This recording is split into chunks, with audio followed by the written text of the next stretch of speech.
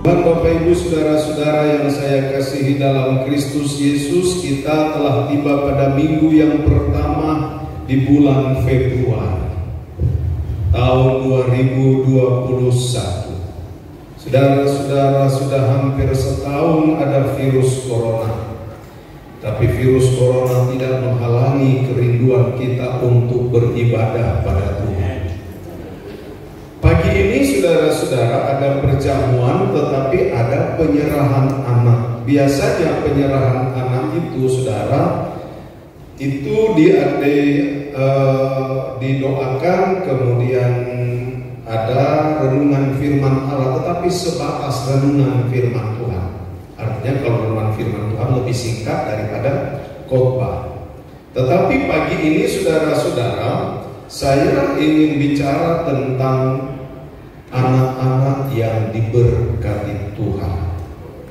Oleh sebab itu, karena kebetulan juga ada penyerahan anak yang akan diserahkan, yaitu Jerome Michael Kencana atau Michael, lahir tanggal 3 Desember 2020, kemudian hari ini penyerahan. Saya undang anak papa, mama, dan anak yang akan diserahkan duduk di depan sini aja, karena saya mau khotbah tentang bagaimana anak-anak diberkati Tuhan, anak-anak dalam rencana Tuhan. Haleluya. Jadi kalau saudara lewat khotbah hari ini, saudara akan melihat anak saudara lain, saudara, dalam artian bahwa dalam pribadi anak saudara itu ternyata ada rencana Tuhan. Amin, saudara-saudara. Ada suatu pekerjaan Tuhan yang mulia. Mari datang duduk di depan sini aja, karena sebentar saya khotbah. Kalau ya kesana sedikit biar nggak terlalu kena AC. Ya di situ. Sebentar selesai khotbah, didoakan dulu, baru kita masuk perjamuan suci. Baik, mari kita membuka di dalam Injil Markus pasalnya yang ke-10. Saya berharap Bapak Ibu saudara-saudara yang terkasih akan memperhatikan ayat-ayat yang akan disampaikan pada pagi ini, sehingga saudara kita semua orang tua dapat mengerti bahwa ternyata anak-anak kita ada dalam rencana Tuhan. Haleluya. Saudara, kita membaca Markus pasalnya yang ke-10, ayatnya yang ke-13 sampai dengan ayatnya yang ke-16. Mari kita baca bersama-sama dengan suara yang kedengaran. Markus pasal 10 ayat 13 sampai dengan ayat 16. Kita baca bersama. 2, 3. Lalu orang membawa anak-anak kecil kepada Yesus supaya dia menjamah mereka. Akan tetapi murid-muridnya memarahi orang-orang itu.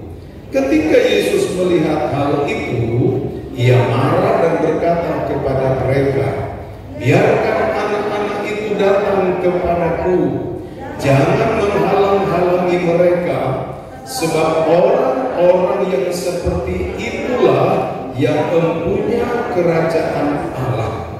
Aku berkata kepadamu, sesungguhnya barang siapa tidak menyambut kerajaan Allah seperti seorang anak kecil, ia tidak akan masuk ke dalamnya." Lalu ia memeluk anak-anak itu dan sambil meletakkan tangannya atas mereka, ia memberkati mereka. Bisa bilang haleluya saudara-saudara. Perhatikan saudara-saudara bagian ayat terakhir. Lalu Tuhan Yesus memeluk, katanya, anak-anak itu, dan sambil meletakkan tangannya atas anak-anak itu, anak-anak atas mereka, ia memberkati mereka. Perhatikan, ini kata kunci memberkati. Jadi pertama yang saudara harus tahu bahwa mengapa anak-anak itu harus dibawa kepada Tuhan. Kita akan belajar beberapa minggu ke depan. Ini ada satu proses. Kalau hari ini kita mengenal penyerahan, kenapa anak-anak itu bawa untuk diserahkan pada Tuhan? Tujuannya supaya anak itu diberkati Tuhan. Tujuannya adalah supaya anak itu diberkati Tuhan. Haleluya. Nah, saudara-saudara, tentu kita semua mempunyai kerinduan supaya anak-anak kita anak-anak yang diberkati Tuhan. Amin, saudara-saudara. Kalau seperti saya seorang ayah, dia sebagai petani, kalau boleh anaknya selain petani tapi ada usaha lain kan. Nah, kalau anaknya, papanya itu sebagai seorang wartawan, kalau boleh anaknya itu bukan cuma seorang wartawan, tapi misalnya seorang yang memiliki televisi misalnya. Artinya kita punya kerinduan anak-anak kita harus diberkati Tuhan. Amin, saudara-saudara. Itu orang tua yang baik, saudara-saudara. Nah, perhatikan saudara-saudara bahwa betapa penting kita membawa anak-anak kita kepada Tuhan, saudara-saudara. Dalam ayatnya yang ke-13 sampai dengan ayat ke-16 ini, kita melihat ada 3 kelompok orang di sana. Yang pertama, ibu-ibu atau orang-orang tua, karena kalau dalam bahasa lain dikatakan pater artinya bapak, bapak-bapak, tapi juga punya pengertian bapak ibu, saudara-saudara. Artinya kita dapat katakan orang tua. Ini yang pertama. Kelompok yang pertama adalah orang tua, orang-orang tua yang membawa anak-anak pada Tuhan. Untuk apa? Supaya diberkati. Kelompok yang kedua adalah murid-murid Yesus yang tidak senang dengan orang-orang tua membawa anak-anak pada Yesus. Itu sebabnya dikatakan di dalam ayatnya yang ke-13 bagian B, akan tetapi murid-muridnya memarahi orang-orang tua itu.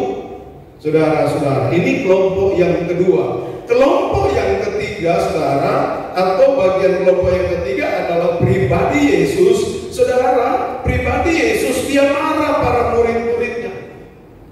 Dikatakan di dalam ayatnya yang ke-14, ia marah dan berkata, ketika Yesus melihat hal itu, apa yang dia lihat? Yaitu murid-murid Yesus memarahi orang-orang tua yang membawa anak-anak pada Yesus. Ia marah dan berkata kepada mereka, biarkan anak-anak itu datang kepadaku, jangan menghalang-halangi mereka, sebab orang-orang yang seperti itulah yang mempunyai kerajaan Allah. Haleluya. Orang yang melarang anak-anak datang ke rumah Tuhan, datang pada Tuhan, adalah orang itu dimarahi oleh Tuhan. Ayat ini bisa bilang haleluya, saudara-saudara. Kalau waktu-waktu yang lalu kita belum sadar, kita belum tahu karena kita belum mengerti. Jadi kalau orang tua datang ke gereja, seringkali kan kita mau senang ini, saudara-saudara, sudah pakai baju rapi, kayak ke kantor aja, apalagi ibu-ibu sudah pakai lipstik, sudah gores geningnya, kemudian bulu matanya sudah ditambah lagi, saudara-saudara, pipinya tambah dimerah-merahin sedikit. Ya, seringkali anak-anak muda, deh, kamu tinggal aja ya mama papa ke gereja. Oh, itu salah. Itu salah, saudara-saudara. Terus seringkali orang tua berpikir, aduh anak-anak ini bikin resek kita di gereja, udahlah mereka tinggal aja. Itu salah. Kalau dulu karena kita belum mengerti, saudara belum mengerti, sudah tidak masalah. Tapi mulai hari ini kita akan baca firman Allah. Ternyata kalau kita menjadi pribadi yang melarang anak itu datang pada Tuhan, kita berurusan dengan Tuhan. Bisa bilang haleluya, saudara. Karena Tuhan bilang dalam ayat ini, ketika Yesus melihat hal itu, di mana murid-murid Yesus memarah-marah orang-orang tua membawa anak-anak, dia marah. Dia bilang, saudara-saudara, biarkan anak-anak itu datang kepadaku, jangan menghalang-halangi mereka. Sebab orang-orang yang seperti itulah yang mempunyai kerajaan Allah. Wow, biarkan katanya, jangan halang-halangi mereka. Jangan kita menjadi penghalang untuk anak itu meraih berkat Tuhan, saudara-saudara. Tanpa kita sengaja, tanpa kita sadar, anak kita sebenarnya Tuhan siapkan untuk meraih berkat. hidupnya lebih bagus jauh dari saudara orang tua, hidupnya lebih sejahtera dari kita, karena kita dulu banyak belum mengerti. Tapi kita halang-halangi. Jangan, saudara. Kita harus dorong dia datang pada Tuhan. Amin. Tadi malam dalam ibadah kaum muda, saudara-saudara, saya sudah berkhotbah bahwa anak-anak muda juga dipakai oleh Tuhan. Di dalam kitab 2 Tawarikh pasal 26, di sana dikatakan ada seorang raja Usia. 2 Tawarikh 26. Dia diangkat, dilantik menjadi raja baru berumur 16 tahun. Saudara-saudara, tapi dia dipercayakan menjadi raja, dan dia menjadi raja lebih lama daripada Raja Daud, lebih lama daripada Raja Salomo, lebih lama daripada Raja Saul, lebih lama dari raja-raja yang lain. 52 tahun dia menjadi raja, luar biasa. Daud 40 tahun, Salomo 40 tahun, Saul 40 tahun, yang lain nggak sampai 40 tahun. Usia 52 tahun. Mengapa? Dari muda dia suka mencari Tuhan. Bisa bilang haleluya, saudara-saudara.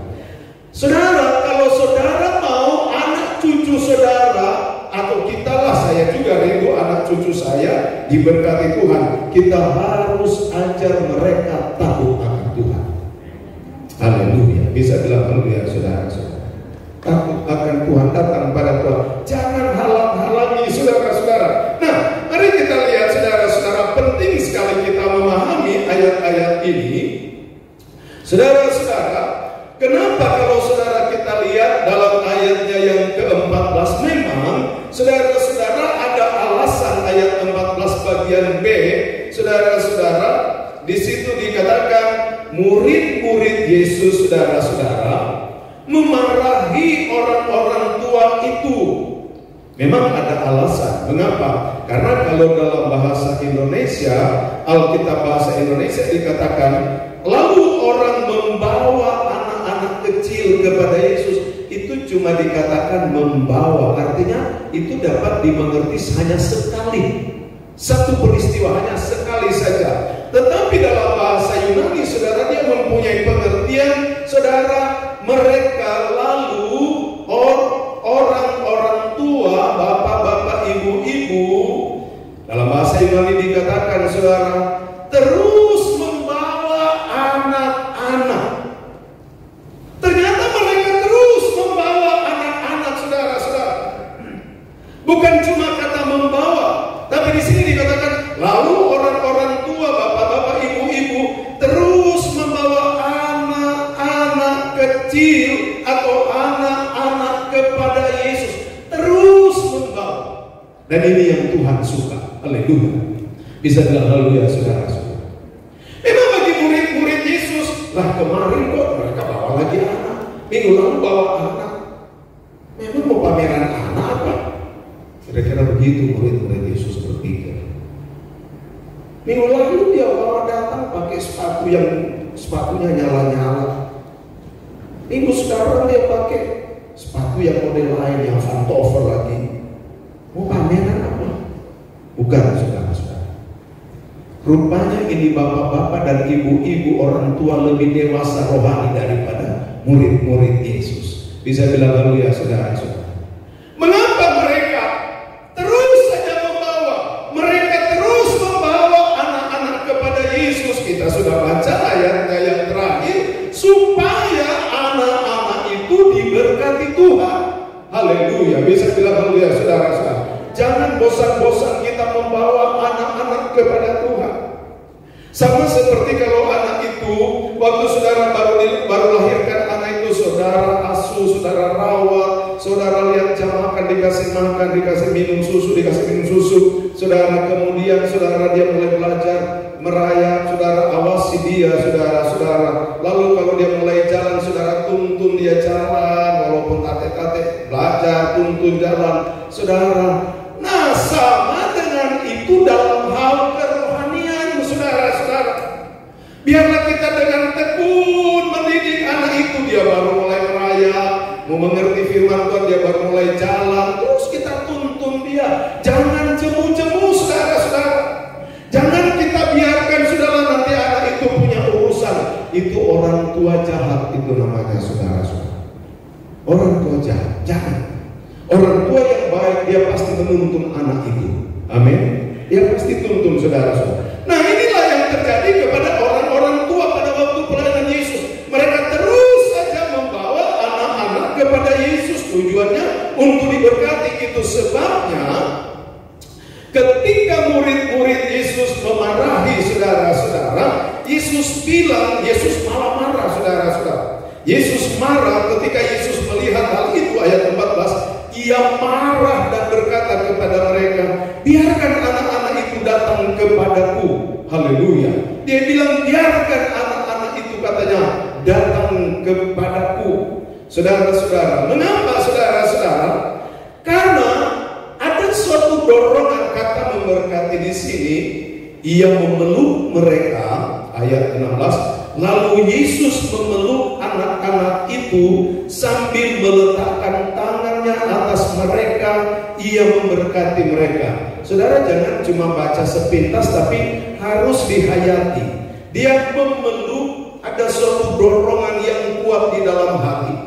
Lalu dia meletakkan tangan di atas kepala anak-anak itu memberkati. Itu ada suatu perasaan yang dari lubuk hati yang paling dalam. Ada suatu perasaan yang kuat, saudara-saudara. Dan kalau saudara peluk anak, saudara kalau peluk biasa-biasa ya biasa-biasa. Tapi kalau saudara gemes, kan beda juga perasaan saya. Betul atau tidak saudara-saudara? Saudara saking gemes, saudara peluk, pucet-pucet dia saudara-saudara. Walaupun hidungnya udah merah, saudara pucet-pucet aja saudara-saudara. Kan beda perasaan. Perasaan yang ada dalam hati. Nah, seperti itu saudara. Yesus bukan cuma memeluk, taruh tangan, memberkati, bukan. Tetapi pengertian ayat ini adalah ada suatu perasaan dari dalam lubuk hati yang paling dalam, bahwa anak ini dia mau berkati saudara-saudara. Dan perasaan ini saudara-saudara dalam hal memberkati yang dari dalam lubuk hati ini terdapat pada zaman perjanjian lama. Saudara lihat, saudara, bagaimana orang tua memberkati anak. Saudara lihat, saudara, mari kita lihat dulu di dalam Kejadian pasalnya yang ke-14.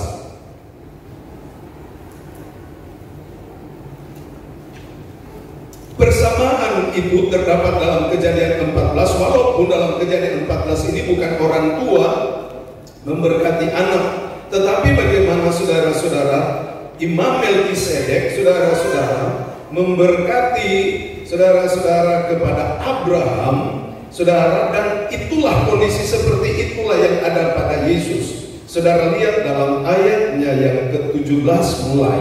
Kejadian 14 ayat 17 sampai 20 bagian A berkata begini. Setelah Abraham kembali dari mengalahkan Kedorlaomer dan para raja yang bersama-sama dengan dia, maka keluarlah Raja Sodom menyongsong dia ke lembah Syawe, yakni lembah raja. Melkisedek Raja Salem membawa roti dan anggur. Ia seorang imam Allah yang maha tinggi. Melkisedek ini dalam perjanjian baru kita mengenal dia ternyata adalah Yesus, karena dia ini dalam perjanjian lama dikatakan dia adalah seorang imam Allah yang maha tinggi. Ayat 19, lalu ia memberkati Abraham. Melkisedek ini katanya memberkati Abraham, katanya, diberkatilah kiranya Abraham oleh Allah yang maha tinggi, pencipta langit dan bumi. Haleluya. Dan terpujilah Allah yang maha tinggi. Jadi saudara-saudara, perasaan Yesus yang saya katakan tadi dari dalam lubuk hati paling dalam, dia memeluk anak-anak itu, dia meletakkan tangan, dia memberkati mereka. Itu saudara ada suatu dorongan yang kuat dari dalam hati supaya anak-anak ini diberkati. Dan konteksnya ini sama dengan bagaimana saudara Imam Melkisedek memberkati Abraham, yang dia sebut dalam ayatnya yang ke-19 bagian B, diberkatilah kiranya Abraham oleh Allah yang maha tinggi. Haleluya. Haleluya. Bisa bilang haleluya saudara-saudara. Saudara, luar biasa kalau anak kita diberkati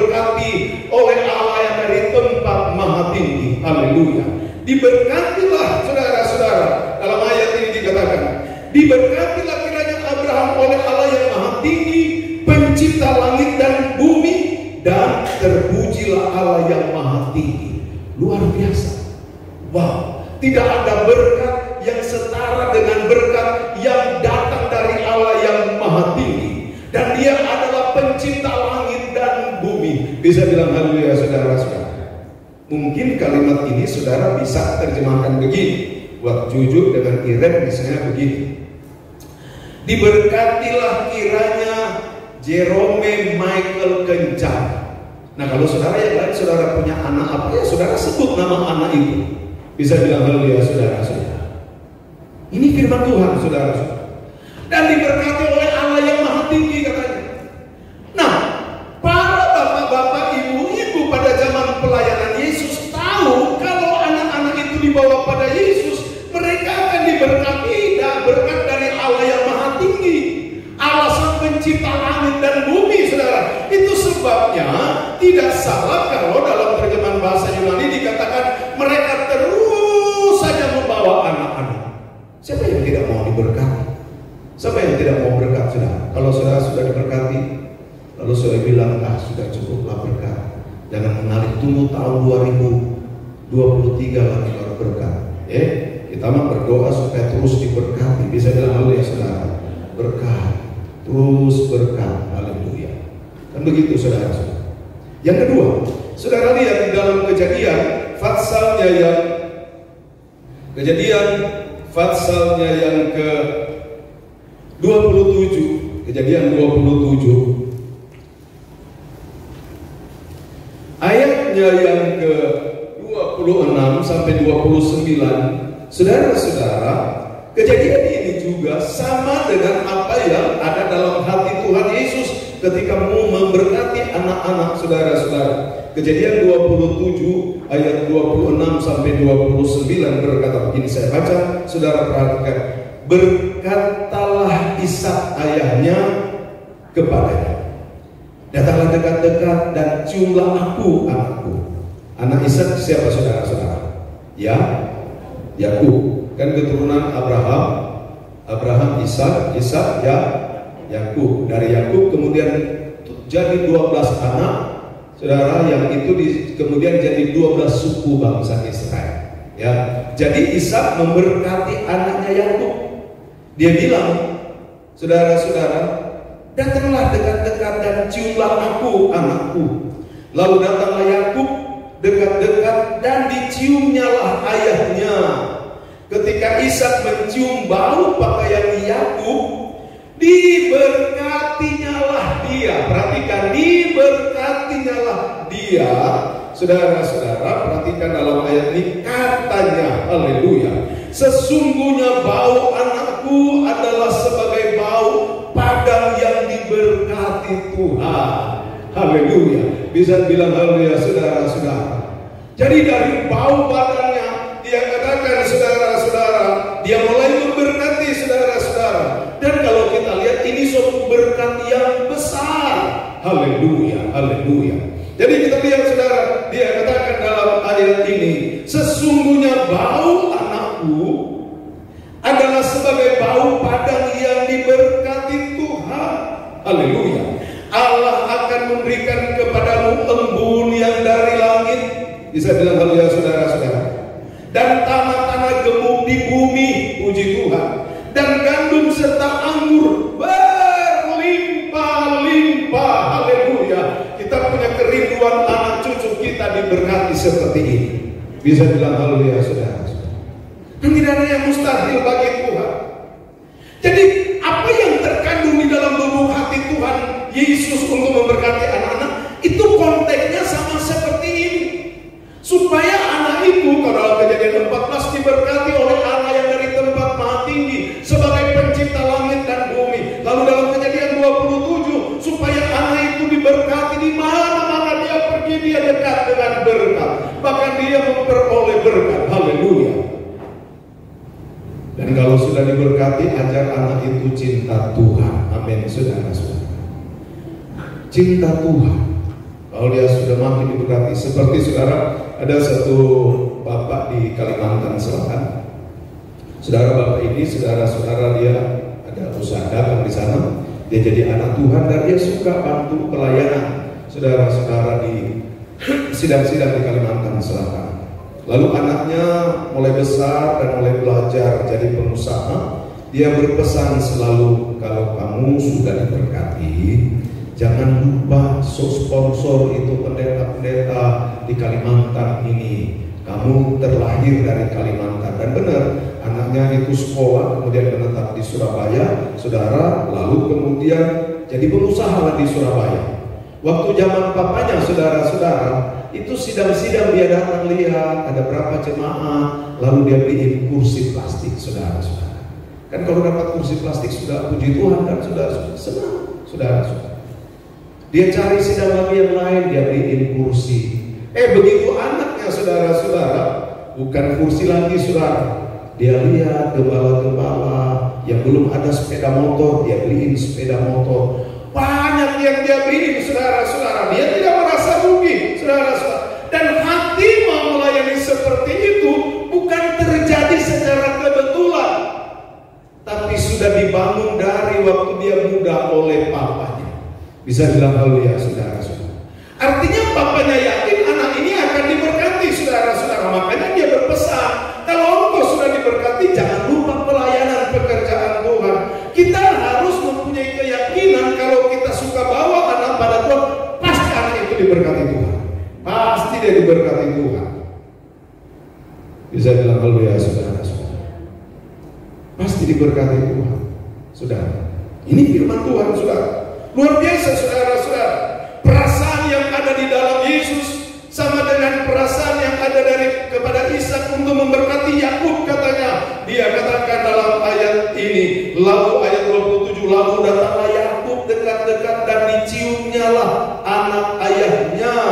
Ketika Ishak mencium bau pakaian Yakub, wah, diberkatinyalah dia, katanya. Sesungguhnya bau anakku adalah sebagai bau padang yang diberkati Tuhan.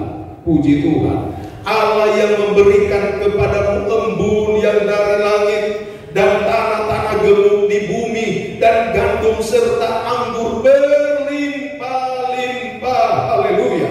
Ayat 20, bangsa-bangsa 29, bangsa-bangsa akan takluk kepadamu dan suku-suku bangsa akan sujud kepadamu. Jadilah Tuhan atas saudara-saudaramu dan anak-anak ibumu akan sujud kepadamu. Siapa yang mengutuk engkau, terkutuklah ia, dan siapa yang memberkati engkau, diberkatilah ia. Wah, haleluya.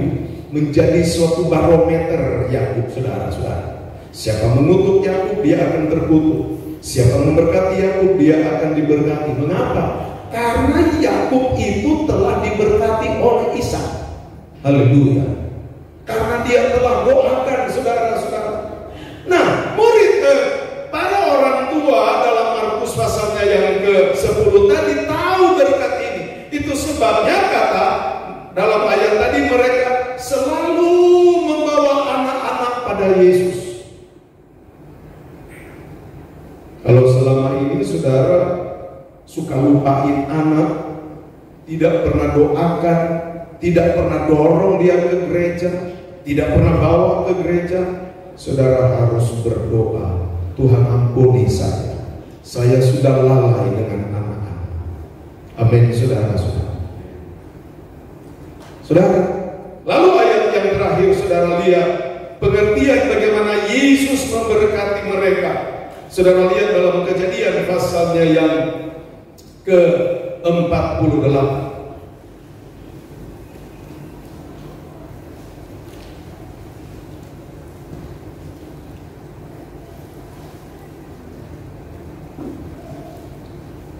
Kejadian 48, saudara-saudara, kita lihat di sana, saudara, bagaimana sekarang Yakub, tadi Yakub diberkati oleh ayahnya Ishak, sekarang Yakub memberkati anak-anak Yusuf, cucu-cucunya Manasye dan Efraim. Tapi Manasye dan Efraim ini dia angkat menjadi anaknya, saudara-saudara.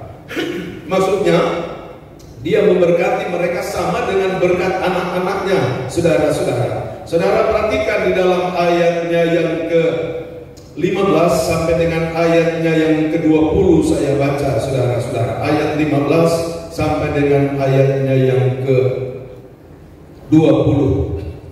Berkata begini saudara-saudara, atau ayatnya yang ke-14.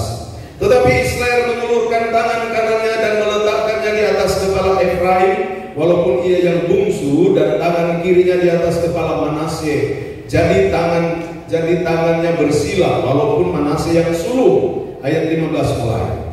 Perhatikan isi dari berkat ketika Yakub memberkati Efraim dan Manasye ini. Sesudah itu berkatalah Yusuf, katanya. Sesudah itu diberkatinya lah Yusuf, katanya. Nenekku dan ayahku Abraham dan Ishak telah hidup di hadapan Allah. Allah itu sebagai Allah yang telah menjadi gembalaku selama hidupku sampai sekarang, dan sebagai malaikat yang telah melepaskan aku dari segala bahaya.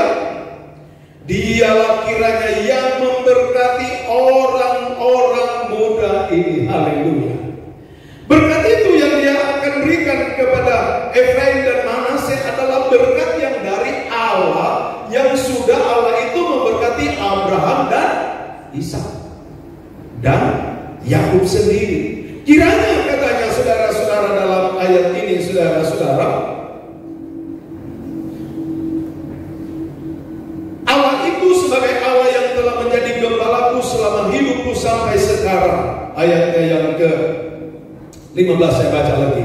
Sesudah itu diberkatinya lah Yusuf, katanya. Nenekku dan ayahku Abraham dan Ishak telah hidup di hadapan Allah.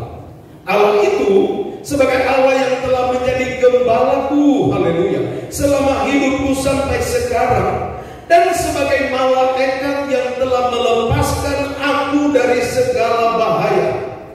Jadi Yakub mempunyai kesaksian bahwa Allah sang pencipta langit itu yang sudah memberkati Abraham, Ishak, tapi Allah itu juga memberkati dia, dan Allah itu telah berlaku sebagai gembala.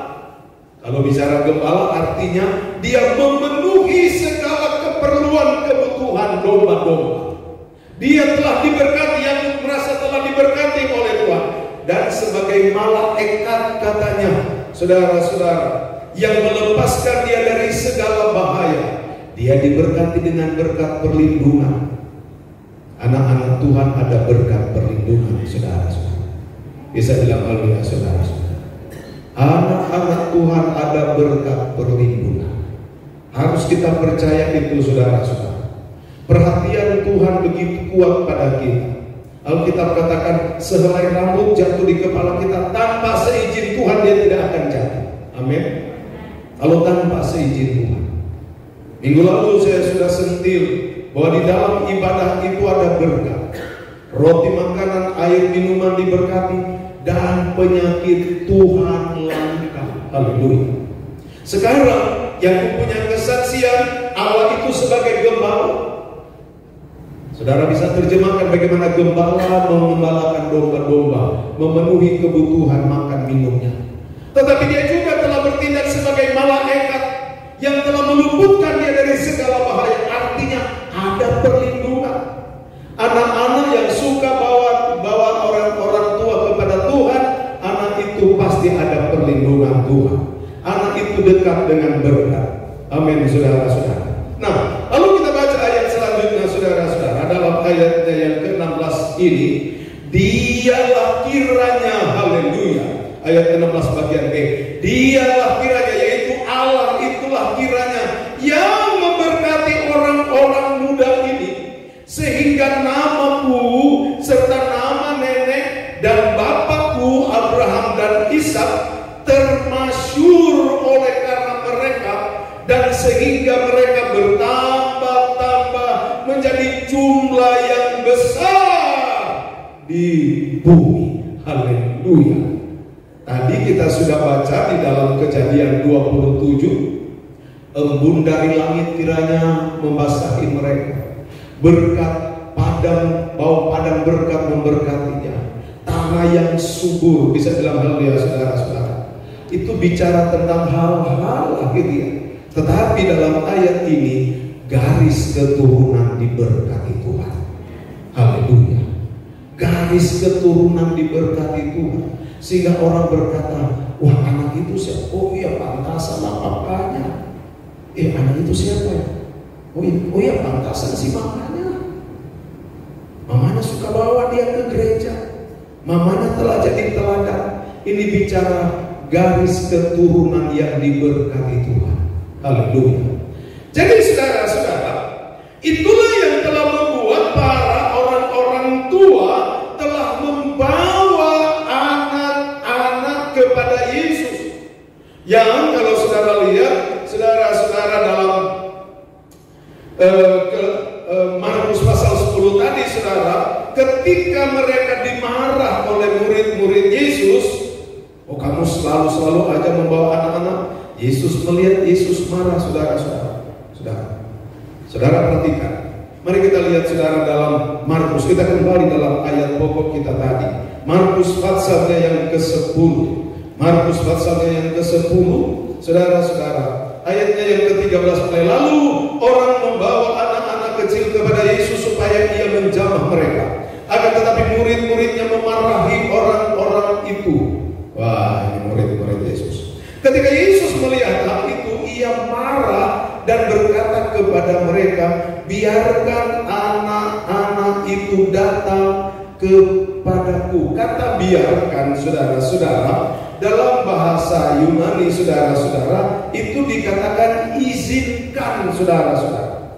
Kalau di sini dikatakan dia marah pada murid-murid itu. Kenapa kamu mesti marah? Orang tua membawa anak-anak. Di sini bilang biarkan, izinkan. Harus beri kesempatan seluas-luasnya anak-anak itu datang pada Tuhan. Kira-kira seperti itu. Izinkan, harus beri kesempatan seluas-luasnya, saudara-saudara, anak-anak itu.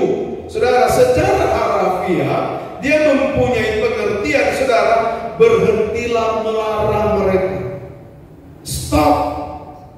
Berhentilah dari melarang, berhentilah melarang mereka. Izinkan mereka. Oh saudara-saudara, kiranya kalimat ini berhentilah melarang mereka. Kiranya ini juga menjadi peringatan bagi kita orang tua.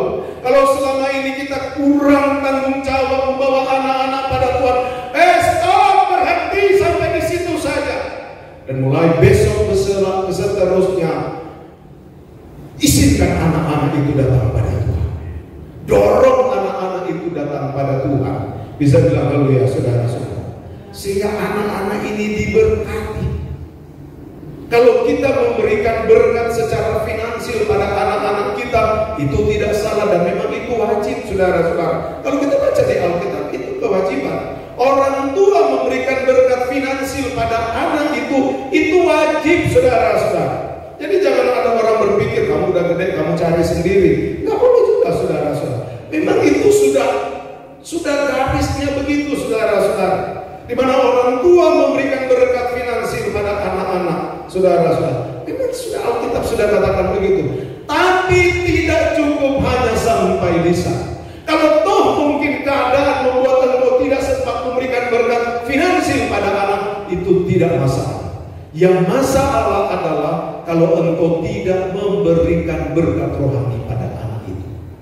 Itu paling penting. Kenapa? Berkat finansial bisa kapan-kapan bisa hilang, saudara-saudara. Bisa kapan-kapan hilang. Tapi berkat rohani itu akan membawa anak itu terus berjalan dalam pimpinan Tuhan, dalam berkat Tuhan, dalam pemeliharaan Tuhan. Dan dengan berkat rohani itu dia pasti diberkati Tuhan, saudara-saudara. Pasti diberkati Tuhan, saudara. Saudara, kalau saudara melihat dalam Alkitab, lebih baik kita baca ayat yang saya sentil tadi, 2 Tawarikh pasalnya yang ke-26.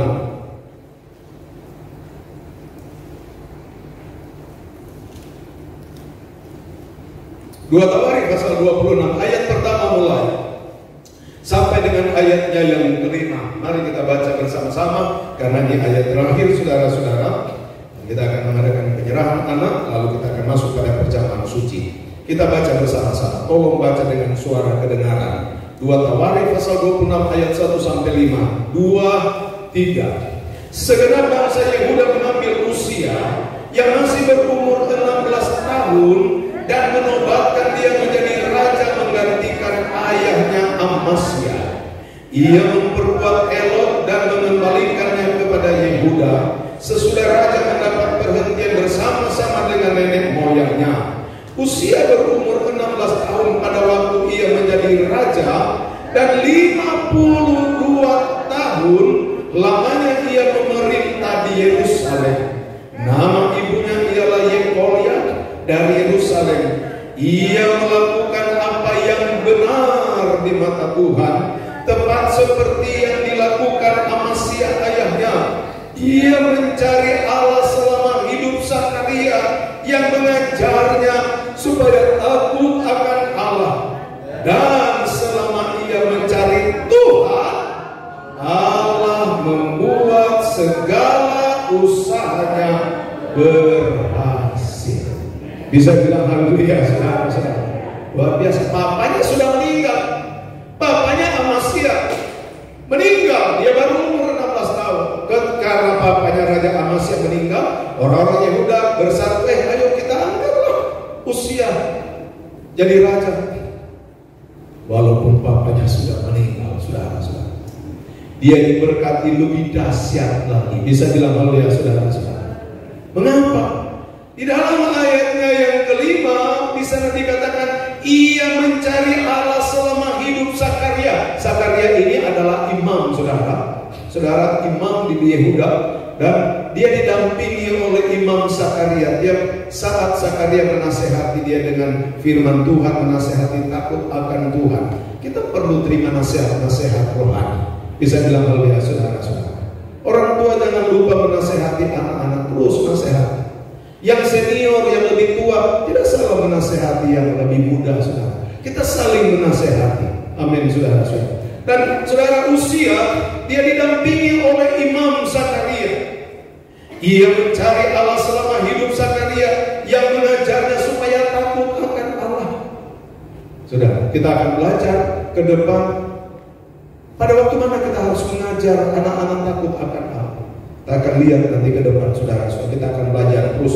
Dikatakan dalam ayat selanjutnya, dan ayatnya yang ke-5 bagian terakhir, dan selama ia mencari Tuhan, Allah membuat segala usahanya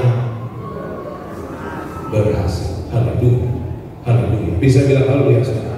Selama ia mencari Tuhan, artinya keberhasilan itu hanya datang daripada Tuhan. Jangan pernah meninggalkan Tuhan. Haleluya.